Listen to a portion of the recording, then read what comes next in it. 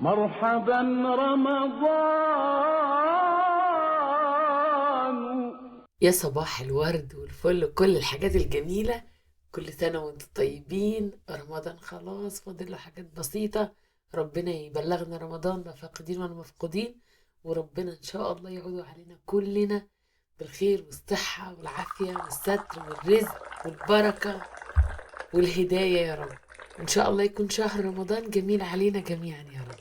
في الفيديو بتاع النهاردة هنبدأ نعمل مع بعض الديكورات بتاعت رمضان. بحب أبدأ الأول بالصالة أخلصها، مش عارفة ليه بحس إن هي أول حاجة محتاجة تخلص.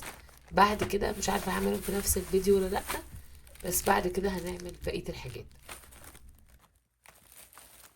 مش عايزة أحط ديكورات كتيرة وهرج ومرج، عايزة حاجات بسيطة ورقيقة وخفيفة. أول حاجة طبعا هخش على الصالة أديها تنظيفة حلوة كده وأكنس وأنضف وكله بقى، وأنضف الشبابيك وكل حاجة، وبعدين ابدا احط الديكورات بتاعتنا. السنه دي مش عايزه احط مفارش، عايزه احط الحاجه على الازاز مباشر بدون مش عايزه احط حاجات كتير. هخلي مكان على الترابيزه اللي هو لما احب مثلا احط اي حاجه تانية او اي ضيافه تبقى فاضيه ورايقه وجميله. وهشيل بقى طبعا ديكورات الشتاء، لسه ما شلتهاش خليتها قلت اشيلها في رمضان بالمره.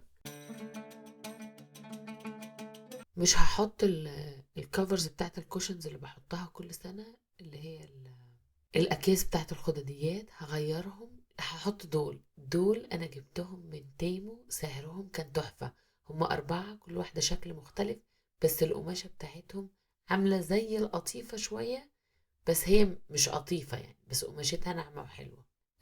جبتهم من تيمو، سعرهم كان حلو قوي بصراحة. على السعر متوقعتش ان هما هتكون الجودة بتاعتهم حلوة كده، بس طلعوا شكلهم حلوين قوي. نيجي بقى للفاير بليس. السنة دي انا مش عايز احط عليها اي فوانيس ولا لمبات، عايزه احط عليها ديكورات بيضة هادية لذيذة. هحط الجوامع الصغنطوطة الشيك دي، وهحط الكالندر بتاعت رمضان.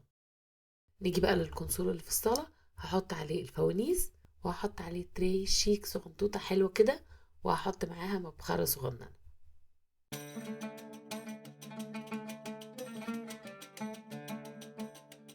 ونفس الحكاية على الان تيبلز اللي هي الترابيزات الصغيرة دي، هحط عليها برضو كل واحدة فانوس، وهحط اللايت، وهكتفي على كده، مش هحط اي حاجة تاني. وكده نبقى خلصنا الصالة.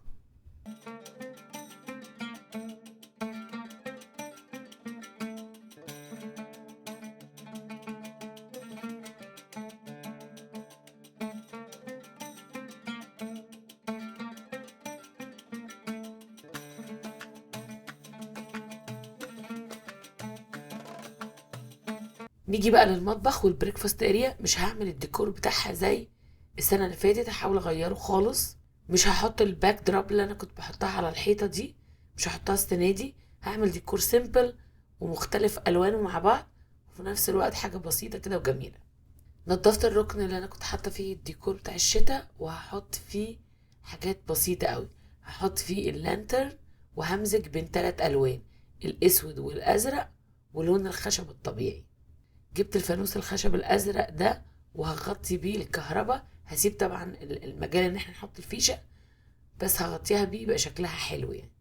وهحط كمان الهلال بتاع رمضان كريم، واحط النور كده. هبقى خلاص في الركن ده، لانه لو فاكرين الركن ده لما بيكون فيه عزايم او حاجة، ده اللي بحط فيه الدرينكس، وبحط فيه الاطباق اللي هي اللي هتستخدم، والشوك والمعالق. فمش عايزة احط فيه حاجات كتير عشان اقدر استخدم بقية المساحة. علقت اللايتس على الشباك، بس علقت لايتس مختلفة السنة دي. علقت واحدة فيها فانوس وشكلها تحفة تحفة، احلى من اللي انا بعلقهم كل سنة. وبس كده حلوين. هقفل معاكم الفيديو على كده، عشان زي ما انتوا اكيد سامعين صوتي مش احسن حاجة في الفيديو ده، تعبانة شوية، بس مرضتش اطول عليكم اني انزل فيديو. هيظهر على الشاشة دلوقتي اسم التعليقين اللي كسبوا الفيديو اللي فات. ما تنسوش تكتبوا التعليقات بتاعتكم عشان هقراها كلها واختار تعليق منها ان شاء الله الفيديو اللي جاي. بحبكم كتير كتير، واشوفكم على خير الفيديو الجاي ان شاء الله.